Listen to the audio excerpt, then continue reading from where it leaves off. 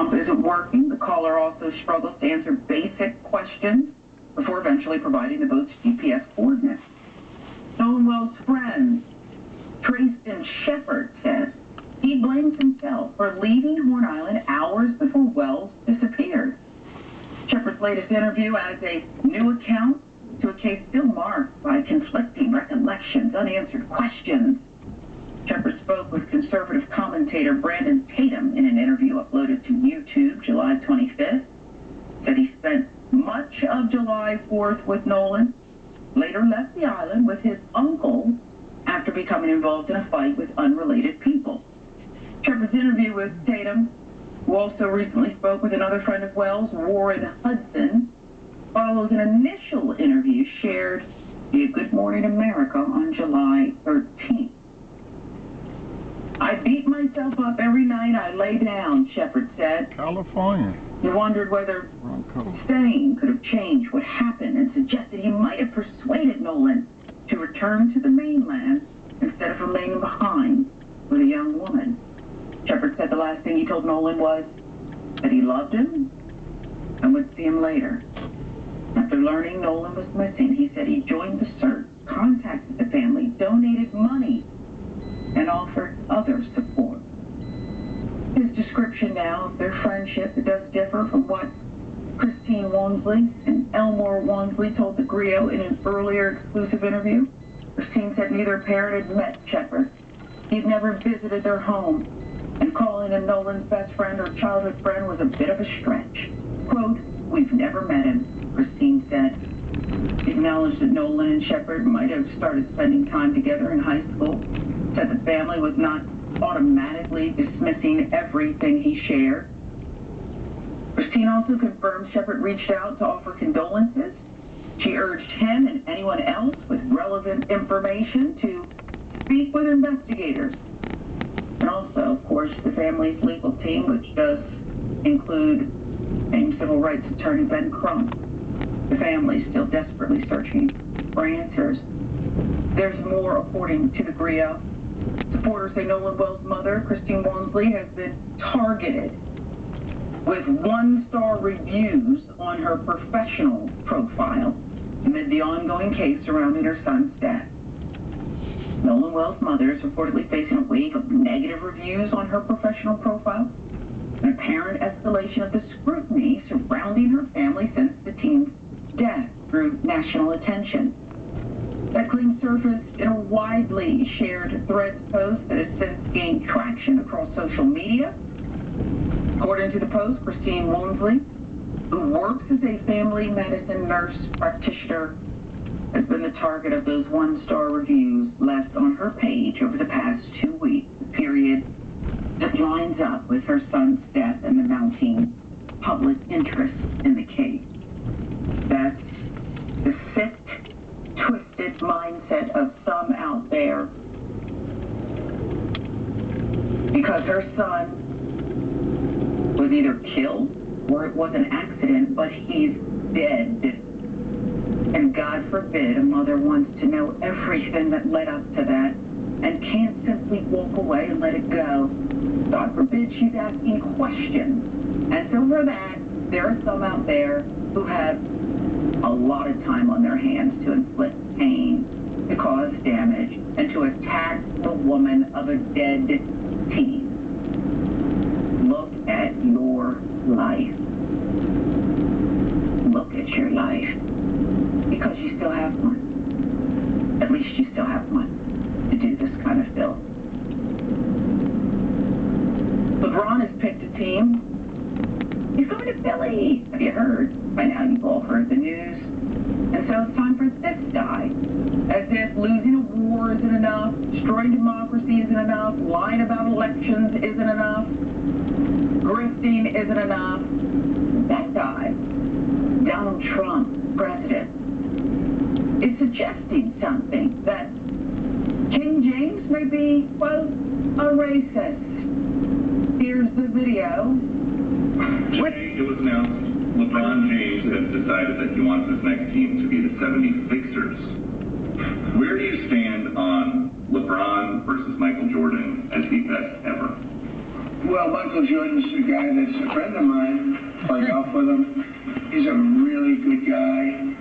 And I think LeBron is, maybe he's a racist. And maybe he doesn't like Trump. I don't know. But I only like people that like me.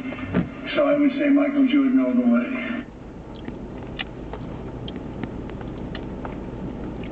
Was that Peter Dusky?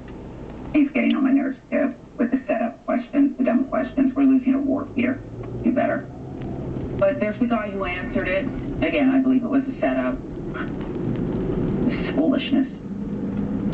According to CNN, Trump suggested that basketball superstar LeBron James might be a racist, telling reporters Friday that I only like people that like me, because that's what kindergartners say when they occupy the White House. Oh, I'm sorry, I just heard from a host of kindergartners who said, we have nothing to do with this, we're more mature than that. Just leave it squarely at the feet of the person who said it, or the sole intent of the man who said it. That would be one Donald J. Trump. The remarks represented the latest salvo in a long-running war of words between the president and James, who earlier on Friday announced he would return for a record 24th year in the NBA rather than retire. James endorsed Hillary Clinton in her 2016 run against Trump, writing at the time, quote, "We need a president who brings us together and keeps us unified." After Trump won that election, the two clashed more directly over the president's decision to rescind a White House invite to the Golden State Warriors following their championship win. "You bum," James posted on social media in September 2017.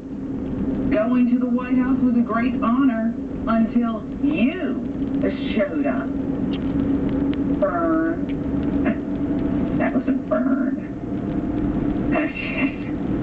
Come on. He deserved it. I think LeBron could have let Bronny handle that one. Just let Bronny do it. Trump lashed out at James the next year, writing that an interview the NBA All-Star had done with then CNN correspondent Don Lemon had made LeBron look smart, which isn't easy to do. James, during that interview, had criticized Trump for his attacks on black athletes who were choosing to kneel and protest against racial injustice during the national anthem.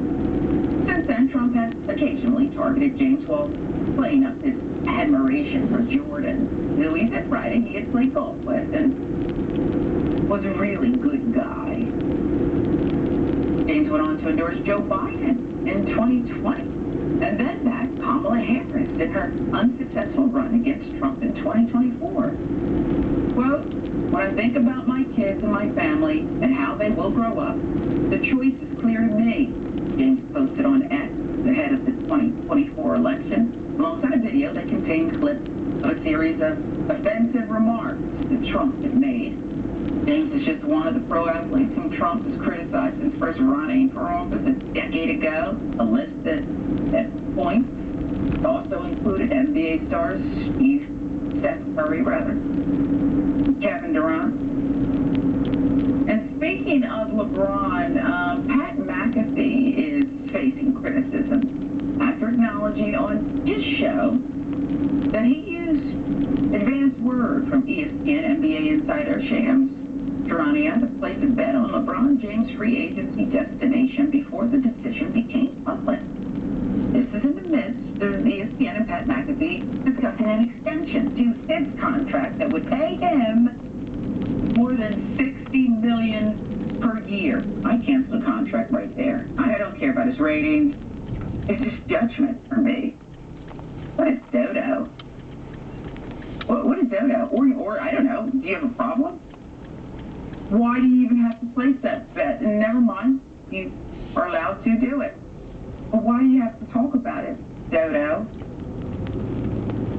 It should be noted ESPN just experienced massive layoffs this month. On other times, they just can't afford to keep everyone. But here's more from CYT Sports' Rich Strong. Wait a second. So Pat McAfee, hosts multiple shows at ESPN, had NBA insider Shams Charania on his show.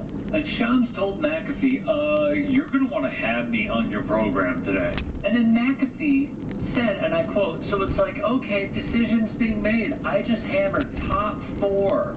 He was at plus 700 as in LeBron James. Let's just read between the lines here for a second and decipher exactly what we just heard. McAfee is friends with Shams, even said that he is their NBA guy on that show. They are buddies. They are